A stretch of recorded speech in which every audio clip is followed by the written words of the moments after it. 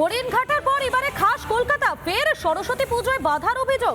যোগেশচন্দ্র ল কলেজের ঘটনায় বিতর্ক, সরস্বতী পুজো বন্ধ করতে ফতোয়া। গতকাল কলেজে চড়াও হয় কয়েকজন বহিরাগত, পুলিশের কাছেও সাহায্য না মেলার অভিযোগ। তবে আজ কলেজে মোতায়েন পুলিশ, পুজো হবে কিনা তা নিয়ে এখনো পর্যন্ত ধোঁয়াশা। তবে মণ্ডপ বাঁধার কাজ চলছে কলেজে। হরিণঘাটার পর এবারে খাস কলকাতার সরস্বতী পুজোয় বাধার অভিযোগ উঠে আসছে। যোগেশচন্দ্র ল কলেজের ঘটনায় বিতর্ক।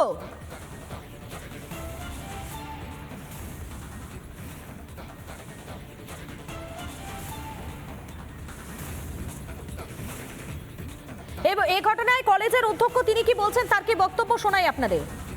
এবার যেহেতু আমাদের কাজ হচ্ছে, নর্মাল পুজোর যে ভেন্যুটা সেটা একটু সরাতে হয়েছে, এবং ল কলেজের ভেন্যুটাকেও একটু সরতে হয়েছে। কিন্তু আমি কালকে শুনলাম যে প্যান্ডেল করা এবং প্যাসেজ নিয়ে যে ঘটনাটা ঘটেছে, এবং আমাদের টিআইসিকেও শুনলাম মানে রাস্তায় হেনস্থা করা হয়েছে। এর আগে আমি নিজেও হয়েছি, সুতরাং এটা নতুন কোনো নয়। বহিরাগত এর মধ্যে আছে, এর মধ্যে কিছু দুর্বিনীত ছাত্র আছে এবং অছাত্র আছে। আইন শৃঙ্খলার বিষয়টা কিন্তু অধ্যক্ষের দেখার কথা নয়, এটা পুলিশ আধিকারিকরা দেখবেন।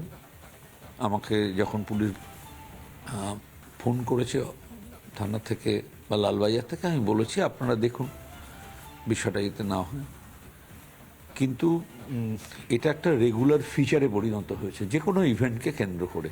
আমি জানি না দিনের পর দিন কেন বহিরাগতরা কলেজে ঢুকবে। নর্মাল পুজো হবে, এটা নিয়ে কোনো বিরোধ নেই, কিন্তু সেটাকে কেন্দ্র করে যে আস্ফালন, সেটা কিন্তু অত্যন্ত কন্ডেমযোগ্য। আপনাদের শোনালাম ঠিক কি বলছেন তিনি, তার বক্তব্য। এবং এটা প্রথম না, এর আগে আমরা দেখেছিলাম হরিণঘাটাতে, সেখানে রীতিমতো একটি ভিডিও ভাইরাল হয়েছিল। এবং হরিণঘাটার পর এবারে খাস কলকাতা, সরস্বতী পুজোয় বাধার অভিযোগ। যোগেশচন্দ্র ল কলেজের ঘটনায় বিতর্ক, সরস্বতী পুজো বন্ধ করতে রীতিমতো ফতোয়া। গতকাল কলেজে চড়াও হয় কয়েকজন বহিরাগত, পুলিশের কাছে সাহায্য না মেলার অভিযোগ। তবে আজ কলেজে মোতায়েন রয়েছে পুলিশ, পুজো হবে কিনা তা নিয়ে এখনো পর্যন্ত ধোঁয়াশা। তবে মণ্ডপ বাঁধার কাজ এখনো চলছে কলেজে। আপনাদেরকে এই মুহূর্তে দুটো ছবি দেখাচ্ছি। একদিকে হরিণঘাটার যে ছবি আপনারা দেখতে পাচ্ছেন, যে ভিডিও ইতিমধ্যে ভাইরাল হয়েছে, যেখানে দেখা যাচ্ছে একেবারে শিক্ষককে রীতিমতো হুমকির মুখে পড়তে হয়েছিল। এবং সেই ঘটনার পর এবারে খাস কলকাতায় সরস্বতী পুজোয় বাধার অভিযোগ। যোগেশচন্দ্র ল কলেজের ঘটনায় বিতর্ক, সরস্বতী পুজো বন্ধ করতে ফতোয়া। গতকাল কলেজে চড়াও হয় কয়েকজন বহিরাগত, পুলিশের কাছে সাহায্য পাননি বলে তারা অভিযোগ উঠে আসছে। তবে আজ কলেজে মোতায়েন রয়েছে পুলিশ, পুজো হবে কিনা তা নিয়ে এখনো ধোঁয়াশা। তবে মণ্ডপ বাঁধার কাজ চলছে কলেজে। এবং এই বিষয়ে রাজ্য বিজেপির সাধারণ সম্পাদক জগন্নাথ চ্যাটার্জি কি বলছেন, তাকে বক্তব্য শোনাই আপনাদের। উলুবেড়িয়াতে একটি স্কুলে শুনেছিলাম, যা নিয়ে গার্জেনরা বিক্ষোভ দেখিয়েছিল। এবছরে হরিণঘাটায় দেখলাম, এবং তারপরে খোদ যোগমায়া দেবী কলেজ, যা মুখ্যমন্ত্রীর কলেজ বলে পরিচিত, খোদ দক্ষিণ কলকাতাতে একটি কলেজে কোনো এক বাব্বর আলী বা সাব্বির আলী বলে ছাত্র নেতা, সে যদি সরস্বতী পুজো বন্ধ করে দেওয়ার হুমকি দেয়, হুমকি তো দূরের কথা, কলকাতা শহরে কোনো একটি কলেজে সরস্বতী পুজো করা নিয়ে প্রশ্ন তোলে, তাহলে বুঝুন আমরা কোন বাংলায় বাস করছি। চট্টগ্রামে চিন্ময় কৃষ্ণ প্রভুর কারাবন্দী হওয়া আর এই তৃণমূলের অপশাসনে সরস্বতী পুজো না হওয়া মানে তো হিন্দু বাঙালি তৃণমূলের ভোট ব্যাংকের দ্বারা ইতিমধ্যেই কারারুদ্ধ হয়ে গেছে। প্রতিটি স্কুলে যাতে সরস্বতী পুজো করার মতো পরিস্থিতি তৈরি হয়, তার জন্য এই সরকারকে সরিয়ে বিজেপির সরকার প্রতিষ্ঠা করতে হবে। তা নাহলে যত দিন যাবে তত স্কুলে স্কুলে সরস্বতী পুজো বন্ধ হবে। আর এই বিষয়ে প্রাক্তন কংগ্রেস সাংসদ অধীর রঞ্জন চৌধুরী তিনি কি বলছেন, তার কি বক্তব্য শোনাই আপনাদের।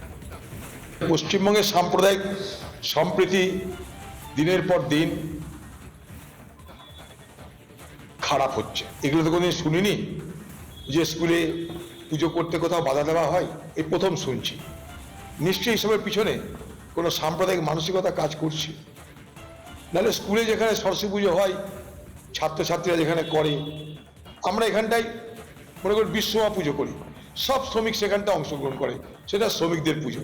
এখন নতুন নতুন নমুনা পেশ হচ্ছে, কিন্তু এগুলোর মধ্য দিয়ে একটা সাম্প্রদায়িক বিভাজনের একটা বিষাক্ত গন্ধ আমি পাই। নানা ধরনের কন্টেন্ট দেখার জন্য লাইক করুন, শেয়ার করুন আমাদের ফেসবুক পেজ, সাবস্ক্রাইব করুন আমাদের ইউটিউব চ্যানেল।